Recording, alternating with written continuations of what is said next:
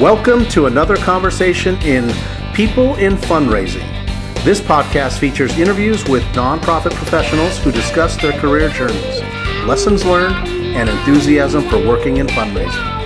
And here's your host, the founder of People in Fundraising, Tim Wilson. Hello, everyone, and welcome to another episode in Season 4 of People in Fundraising. This is a podcast webcast I launched 2 years ago to invite guests in the social impact space, have them reflect on their careers, share what motivates them, what challenges them. And today, I am really excited to meet Anne Murphy in Zoom because Anne is a very prolific, generous content sharer on LinkedIn, and that's how we first got connected. Good afternoon, Anne. Hi, Tim. Thank you so much for having me, and thanks for the shout out on our, paying attention to one another's content on LinkedIn. I don't know if people fully appreciate how much it means to those of us who put content out there. When somebody says that they actually see it and read it, it's like, just a wonderful feeling to know that it's helping in some small way. Yeah, absolutely. And you make a good point, Anne. I remember hearing a stat at some point, and it could be outdated, but about 95% of LinkedIn users don't post their own content. They don't react. Jay Frost of the Philanthropy Masterminds calls it quietly observing. And I think he's totally right. Yeah. But for people like you and others that are really pouring their hearts and minds and energy into addressing questions about development, coming up with solutions, challenges. It's important to let you know that, we are seeing it. And, particularly for me, I'm seeing it. I appreciate it. So, and to have you here today to talk more about it is great. Thank So you. please tell us a bit about yourself. Sure. Well, first, again, thank you so much for having me. I love your podcast. It's been really fun to listen back to some of my friends who you've interviewed, and then some people who I didn't know before and learn about their backstories. So thanks again for having me on. I got into fundraising when I was an intern. I just needed an internship, and I was at my college, office and said, have to have an internship in order to graduate. Does anyone know of an internship that exists? And they said, well, I think Judy down the hall is hiring an intern in the development office.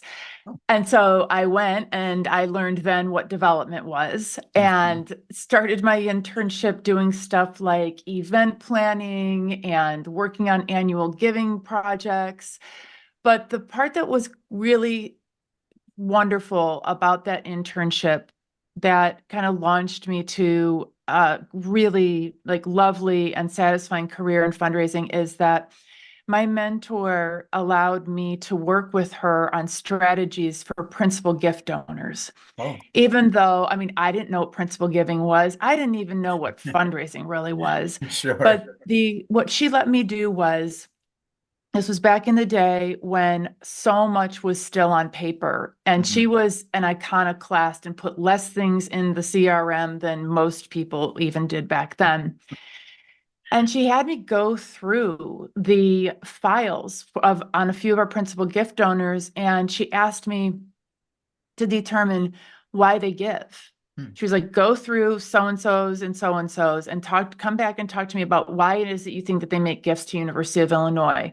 And then talk to me about what actions you think we need to take so that they would want to continue giving. And what was really cool about that is I hadn't even done the things that were kind of, the grunt work that we do behind the scenes yet very much before I got that bigger vision of why we do fundraising in the first place, right? I got to learn about all the reasons why people give, loyalty, crisis, peer pressure, gratitude, all those things, and see the bigger picture of it. And that really laid the groundwork for a beautiful career that started 25 years ago now. Oh, awesome. Yeah. Awesome. And we entered the field around the same time. It was April of 2000 for me. So okay. Yeah. Yeah. We're just young bucks here. That's right. Obviously, we were both like 10 years old when we started. Exactly. Yes, that's right. That too. So from principal gifts, and please, share with our audience where did you go from there in terms of Yeah. roles, trajectories, institutions? That'd be fascinating to hear. Sure. So at University of Illinois, I got to start as an intern, and then I had the opportunity to work as a graduate assistant in a fundraising course, which was also really Oh, helpful, just learning from an academic point of view about philanthropy. My first job was running a call center, which was delightful. I loved those students so much, and I still remember every single one of them. nice. Um, I started my first major gift role really within the first couple of years of being in fundraising, and it was kind of just sink or swim.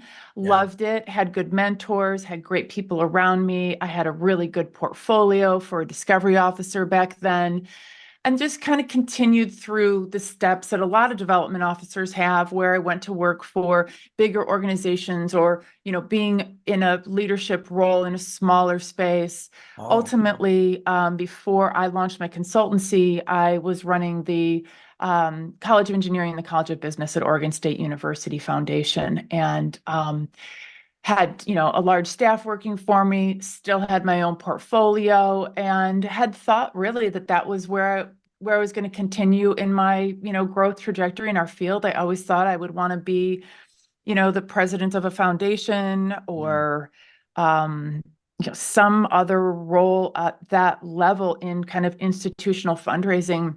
yeah. And then I changed my mind. I decided I wanted to be a consultant. I wanted to be able to create more change. Mm, The higher I got into leadership roles, the harder it actually became to create change. And in my naivete, I thought that when I got to whatever magical level in our industry, that I would then be able to, use a lot of my entrepreneurial ideas and my innovation, and there would always be a place for it. And I would be able to kind of call more of the shots. And what I learned is just that it's such an intricate system in yeah. higher ed, and that making change it can be really hard. Oh, sure. So my husband and I decided to launch our consultancy about a year and a half ago, and have never looked back. We're having a blast. That is awesome. That's Yeah. so great. If we could just pause there about the consultancy, because I want to just follow up a little bit about that concept of how change is really hard to affect. And also, if there's a way to, because you mentioned, shops of various sizes as Yeah. well. I, Yeah. I imagine that diversity of experience has been extremely beneficial, again, with your consultancy firm that we'll get to in a moment. So if you could Yeah. just maybe talk a minute or two about both of those concepts, Yeah. the challenges of change and that breadth of experience, please. Yeah. Let's see. Well, I feel really fortunate because I have been able to do a few different types of fundraising. I've Okay. worked in academic medical research, which is Mm, just a whole other world, right? Lots and lots of coordination behind the scenes. Um, lots of grateful patient work, yeah. lots of discovery work, and working in like a really high level organization. This was at UCSF, where we were, the people who our donors were very high profile, our doctors were very high profile. And Yeah. that was a really good learning experience for me. That really carried over into principal gift work, because there's so much of that strategy behind the Yeah. work that we do in principal gift fundraising, very similar to academic medical, where sometimes the fundraisers they're not the one-on-one people with the donors, it's the doctors. Yes.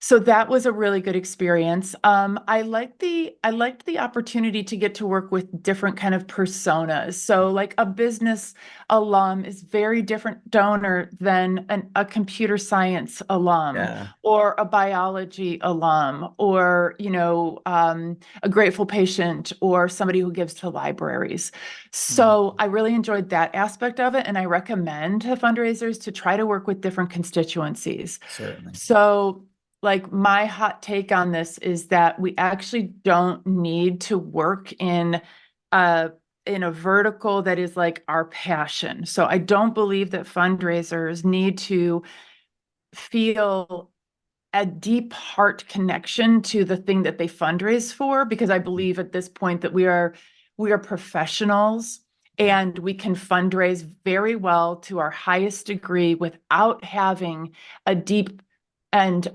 abiding passion for the cause. Sure. And to just put a fine point on that, the reason why I say this is because so many of our colleagues are suffering because they are so passionate about their cause. When we wear passion glasses, we're apt to put up with stuff that we wouldn't otherwise put up with, right? Yeah, that's a good And point. so I'm pushing back on that mentality, that narrative that you have to work in the same genre for your whole career. You know, if you're an arts person, you have to be an arts person. If you're a science person, you have to be a science person. No, let's have a portfolio career. Let's dabble and let's work as professionals without this kind of like boundary crossing vibe that we have to love our work. Yes, yeah. I like that term and the image of passion glasses. You know, like, Yeah. why do you put them on? Why should you take them off? You Well, switch them out. yes, it's the ability to take them off. And Yeah, sometimes we forget that we're allowed to take our passion glasses off. And it does not mean that we are not um we are not excellent fundraising professionals. yeah, yeah. Yeah. It also doesn't mean that, we're tabling our care and our commitment to our colleagues, our Yeah. initiatives, the donors themselves. Yeah, Right. It yeah, can, both things can be true. Both things can be true. yeah, So I absolutely think that it's a great idea to work in different organizations, work with different personas for your actual, donors, different academic areas. I think it just enriches our ability to do good work wherever we are. And over time, you develop like, this is the era of the generalist now with AI. And yeah. those of us who've had the chance to work in different types of settings, like it's all becoming really useful now. Yes, absolutely. Yeah, so true. Let's pick up now where you mentioned starting your consultancy firm, as you mentioned, about 2.5 years ago. Yeah. And just for our audience, where can they find the name of your consultants firm, the Yeah, website, please? sure. Thank you. So our company is called Empowered Fundraiser Consulting and Coaching. We are in the middle of considering a full rebrand, but we're doing a semi rebrand in the meanwhile for our AI work. So our AI work is under AI Empowered Fundraising Group, which is not even, we don't even have our website up for that yet, but I can be found at www.empoweredfundraiser.com. So it's Awesome. empoweredfundraiser.com. And of course, I'm on LinkedIn. I also have a TikTok account at Ann Murphy Fundraiser. If you're interested in a little bit lighter approach, I think there is some dancing still on there, but not as much as in the beginning. I'm all for that. You don't have to, We unlike have how to I'm have dressed fun. today, you don't have to put on a shirt and tie. You got to have fun in the work that we do too. Right, right. So, So, yeah, go yeah. ahead.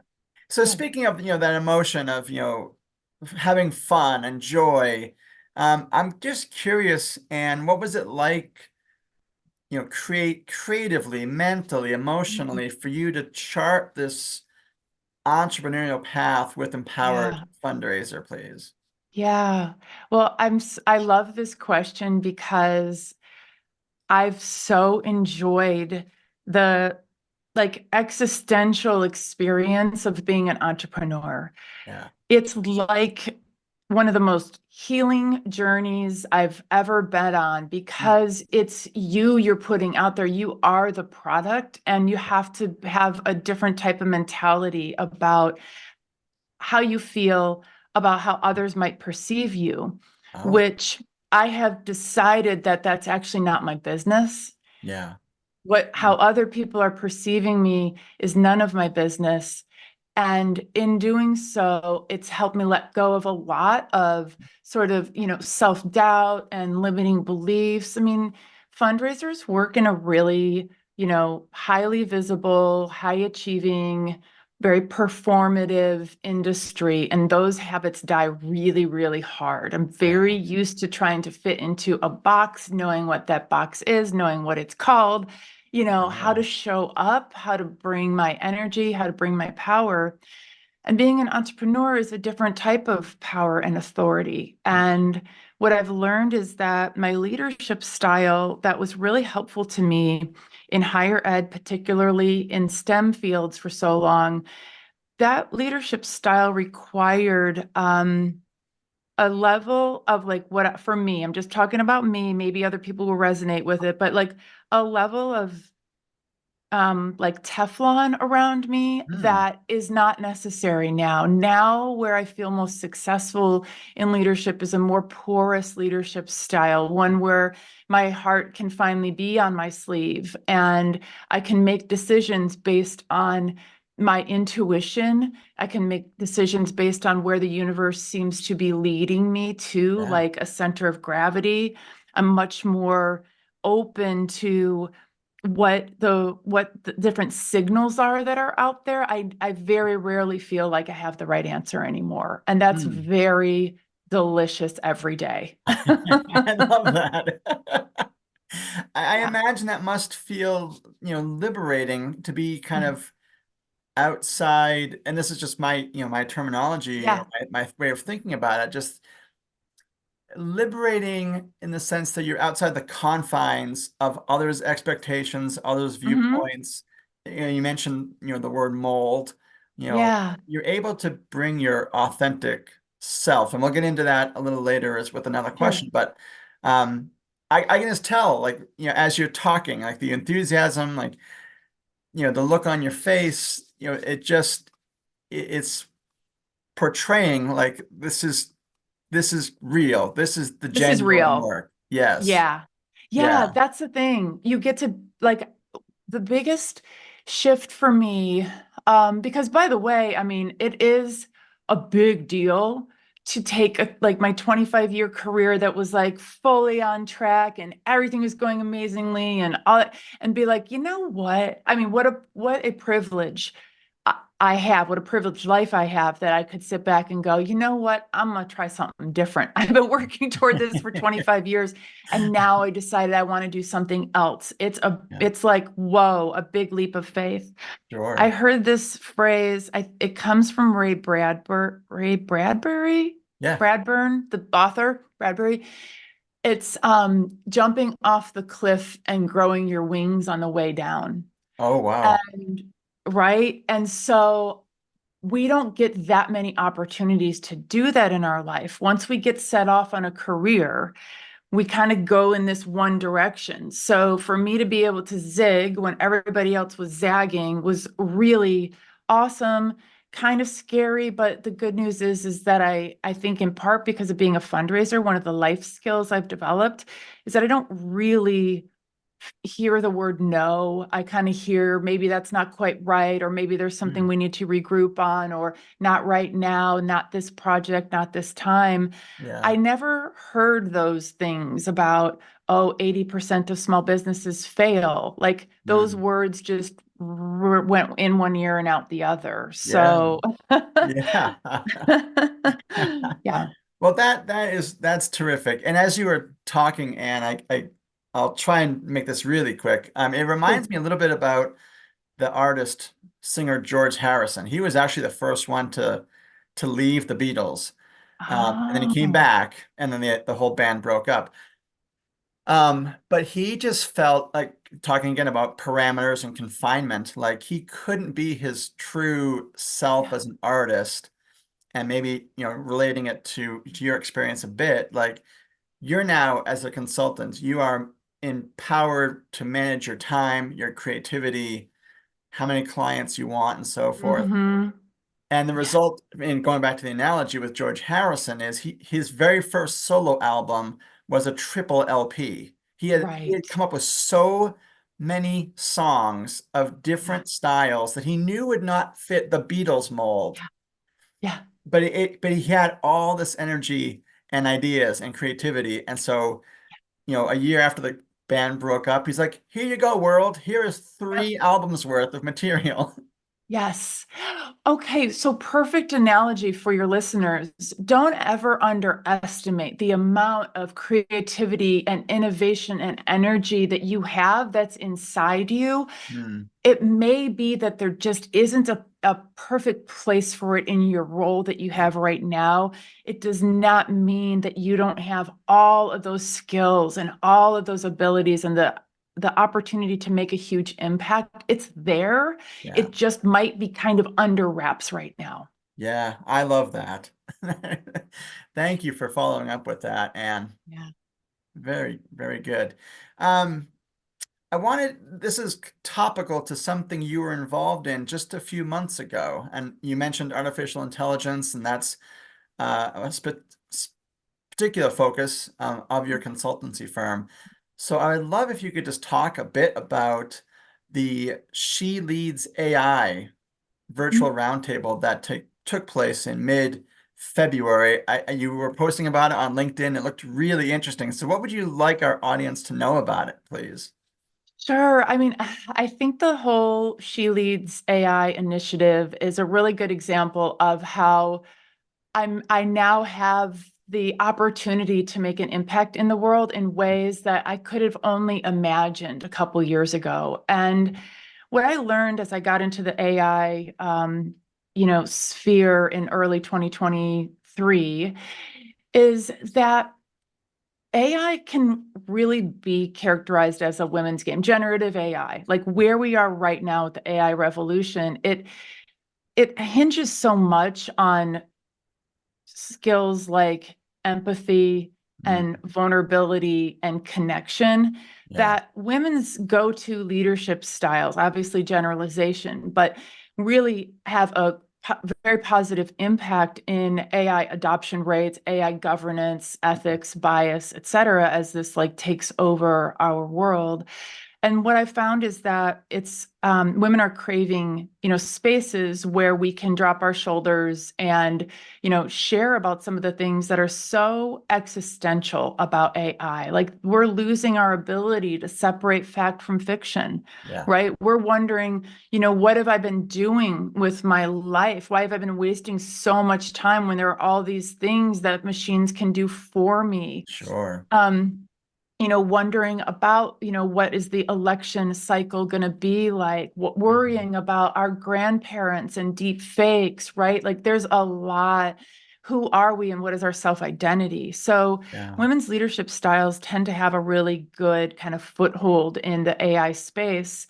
And we're all eager for ways to amplify one another, right? We talk about sending the elevator back down. So, Oh. as we work together, we get to a certain level, we got to remember to send the elevator back down. And women are really generally pretty good at doing that. Mm. And so the She Leads AI initiative started as just me writing about these rock star women on LinkedIn. Once a week, I'd write about 3 people.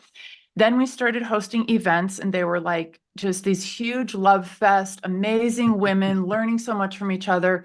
Then we started doing roundtables, Mm. and then it started to really become a thing. So She Mm. Leads AI is now like a growing movement. Awesome. This week, I actually launched our membership community. It's called the Incubator, and it's a place for women who are building their communities and their clientele around AI for us to come together and upskill, learn about, folks who haven't yet launched a consultancy. What Mm. is it like to be a Oh. consultant? What's it like to be an entrepreneur? Teach each other, learn from each other, celebrate one another. And I'm not entirely sure where it will all go. And that's one of the beauties of being on my own is Yeah. letting the universe tell me what is the right next step to take. Mm. And so I'm just doing that little by little. And it's really for my heart. But over the long term, it'll be, part of our business model. Mm. Yeah. Awesome. Yeah. Awesome. You mentioned and the incubator. Does that have its own LinkedIn profile, or is it all connected to you on LinkedIn? I'm just trying It's to make sure that just people know where to find it. Yes. So when this comes out, there'll be evidence of it on my LinkedIn profile. Right Okay. now we're in quiet launch, so it's nowhere. It's Okay. stealth mode. Yeah, it's total stealth mode. You're like one of the first people I've told about it because today's Huh? what, Wednesday? Yeah, Yeah. we launched it on Monday. Oh my So goodness. yeah, super quiet. We're only taking 10 members right now. Yeah. We're gonna, it's a small, tight-knit mastermind type of membership. Awesome. Um, but can I tell you about some of the AI stuff that we do Totally. that's so cool? Please. Absolutely.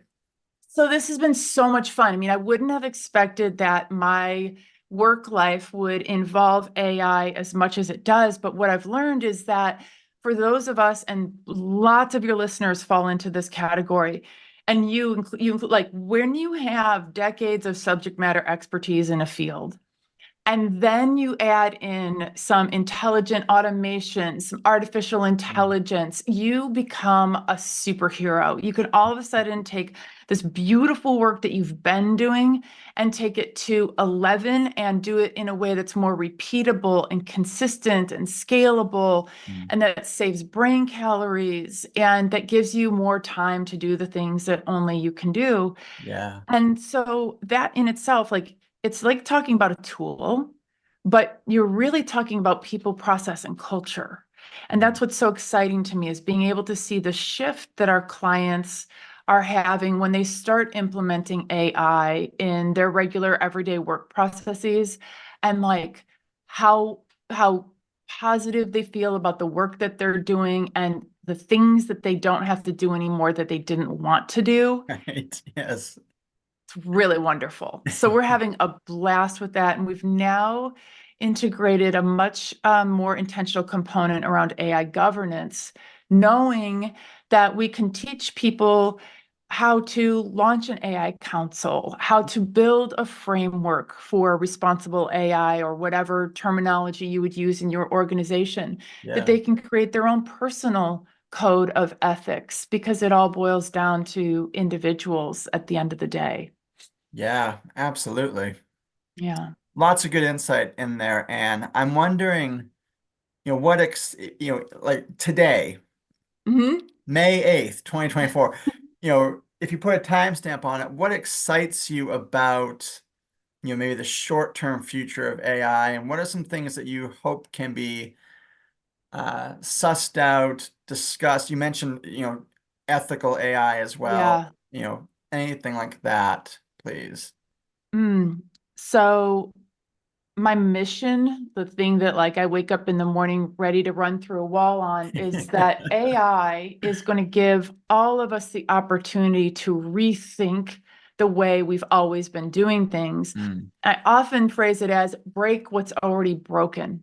Oh, And when I think about breaking what's already broken, I mean small stuff, tactical stuff, but I also mean big stuff. I mean our power structures. I mm. mean, who makes decisions, right? Yeah. Who has the investment and the resources in an organization? Who is, forging ahead with their career, and who's able to kind of become the center of gravity in an Mm. organization that has been left to people in, like, fairly traditional positions of power and Yeah. authority, So and true. those with proximity to them.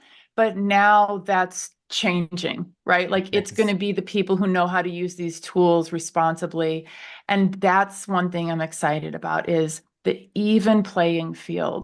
This is Mm. never going to happen again. It has never happened in any of our lifetimes. We get a level playing field, and we all get to bring to the table more based on our skills and our aptitude than on just traditional power structures. So Sure. that's the big picture, is let's just change everything. Let's make everything that wasn't working before, let's finally make it work. And then I would say that if there's something on a smaller scale that I'm thinking about, it's that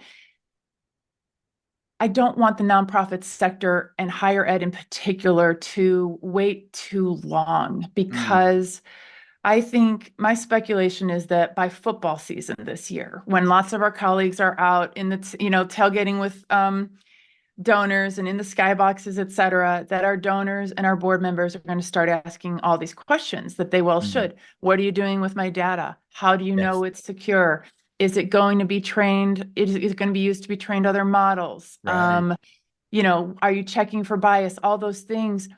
My concern is that we won't be ready to respond to those questions, I can see that. right? Yeah. And I want us to be ready for those questions because it all boils down to stakeholder trust. Yeah. We want our donors to trust us, and some of us will feel like that means we shouldn't use AI. But what it really means is that we need to be implementing this ubiquitous technology in order to have well-functioning businesses. Our donors and our board members are sophisticated enough to know that if we're like, nah, you know what, we haven't quite figured out what we're doing yet, Yeah. that we're not running a well-run business. Yeah. Yes. Yeah. So, we're in a little bit of an AI bubble, and lots of us are like, oh my God, why isn't everyone doing it? And I recognize my bias on that, but yeah, that's what I hope, is that people will be prepared sooner rather than later for those kind of stakeholder conversations. Yeah. Well, that's so well put. And I think about that in my own day-to-day job, just where we are in terms of Yeah. adopting AI institutionally and in my own specific role in prospect development. Yeah. And the beauty and the challenge is that it changes so quickly too. Like uh, you So got to be a fast. quick adopter. Yeah. Yes. Yeah. Yeah. Yeah. I figure like those of us who have been like just hyper nerding out on this for the last year and a half, we've probably spent a lot of time in rabbit holes that folks don't need to spend a lot of time in. And that's probably the beauty of it, is we can give people like the Cliff Notes of what Yeah. they need to pay attention to right now, and they can just ignore some of the other stuff. Right. I like that. But yeah, Yeah. Oh, good. Well, this time has gone quickly. I do have one last question that I would yeah, love to have you dive into. yeah. Um, as I look behind you, and you've got one of the most colorful and interesting sets of any guest I've had. I've interviewed over 100 people now. Um, Aw, I love the clock, the lamp behind the you, on your lamp. left Yes. shoulder, glow Yeah. and such. And so I think that backdrop fits into in a way, and you talked about creativity here earlier, so Mhm. that's where this is going. Yeah. Um, a couple of years ago, Bono of U2 was interviewed for a book that he published, his autobiography called Surrender. And in Mhm. that book, he talks about life being the creative act. That's his direct quote. Mhm. As I've watched you on LinkedIn with the content you've put out over the last year plus that we've been connected, Mhm. and as I prepared today's questionnaire, I keep thinking of you, in that creative space, a creative person, and you can see that again with your setup, bringing vitality and candidness to our Mm. profession. I Mm. would just like a little bit of insight, please, wherever you're comfortable sharing. Yeah. How do you make time and make space, carve out time for whatever creative outlets, nurture Mhm. your mind, your spirit? It's such a good question. I agree that life is a creative act, and that part of the challenge is to look for the things that are getting in the way and Mm, remove those. yeah, Because what I've found is that it's always there. It's just that sometimes there's something blocking it from coming out. yeah, It's whether that's time or space or a physical location or some kind of something, lack of tools. And yeah. one of the things that's been the most profound for me is quick quick story, and I bet people will resonate with this. When I was in fourth grade, Mrs. Plimmel told me that I would never be an artist. Hmm. We were supposed to draw self-portraits, and my girl did not have a nose. She had really bright, big blue eyes and a pretty smile and blonde bangs and stuff, but an artist in residence was coming to our classroom. So Hmm. overnight, Mrs. Plimmel put a weird nose on my girl. It was like Oh. a weird carrot-shaped nose. Hmm. And my story forever since then, until, 1 year ago, my story was, I am not an artist. I can't Oh. draw. I can't write. I can't do any of these artsy things. Yeah. But Hmm. then I got access to Dolly and Midjourney. And what I Hmm. learned, image creating tools. And what I learned is that the ideas and the concepts and the creativity was inside me. It just didn't have a way to get out. Yes. And as Yeah. soon as I gave myself the way to let it get out, now I'm an artist. Now I make beautiful images. Yeah. And I just needed an outlet. And I bet it's that way for lots of people. I think fundraisers often get put into a category of sort of um, kind of like, well, we're just kind of like, we kind of get put into a box a little bit, right? Yes. Like what Yeah. we're like, what we do, how we dress, what Yes. our politics, everything. Although there are a lot of musicians, and you interviewed some of them. Um, and it's like, you can be a fabulous fundraiser. You can be such a good leader in advancement and also be unique and wonderful and be yourself. And that's more true now than it ever has been. We're not as interested, and nobody, even your donors, are not as interested in these like presentational, approaches to professionalism. We want to know real people, right? It's Yes. why video content is like, it's why TikTok is TikTok, because we Yeah. want to be able to relate to people versus Instagram, which is more polished, TikTok being rough around the edges. We want to see into people's lives, right? Absolutely. And that's what I would say is like, let people see into your life a little bit, whatever level is comfortable for you, because seeing and being seen are the most important things. It's what we all want. Absolutely. Yes. And then that was, for me, the realization I needed to launch People in Fundraising, because I had this idea to talk to people like over the phone or get an email survey, Okay. and then I was going to put it into a book.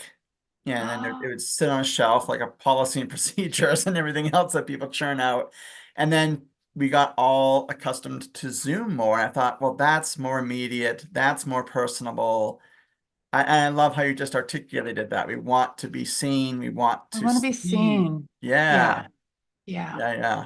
Yeah. So Yeah. here we are 2 years later, and it's been so great to have you on the program today, Anne. So much fun, Tim. Thank you for what you're doing. I love how you're humanizing fundraising so well with your podcast. Like, keep up the good work. It's just awesome. Well, thank you. That means a lot. And Yeah. especially if, most of my guests, I know them, I've worked with them, or we run in the APRA prospect development circle, but for Yeah. people like you and Louis Diaz and others who have been Yeah. guests, like I've never met you in person. I've never heard your voice until 30 minutes ago. But it's really heartening for me to know that I'm seen by people Oh, like that I admire, like you. So thank you so much. absolutely. Absolutely. Yeah. Keep up the good work. Thank you. And I'm really delighted and honored to have you as part of that work today. Thank you so much, Anne. Thank you. And thank you to our audience. You'll be able to find Anne Murphy's interview on YouTube, LinkedIn, and the audio only format on Spotify and Podbean in July of 2024. And thank you for supporting the content as it airs on LinkedIn every Monday. And appreciate people's support and enthusiasm. If you'd like to be a guest, drop me a line on LinkedIn or on my website, peopleinfundraising@gmail.com. And I hope our paths cross someday in person. This has been really Me delightful. too. Me too. Have a good rest of your day. You too. Thank you.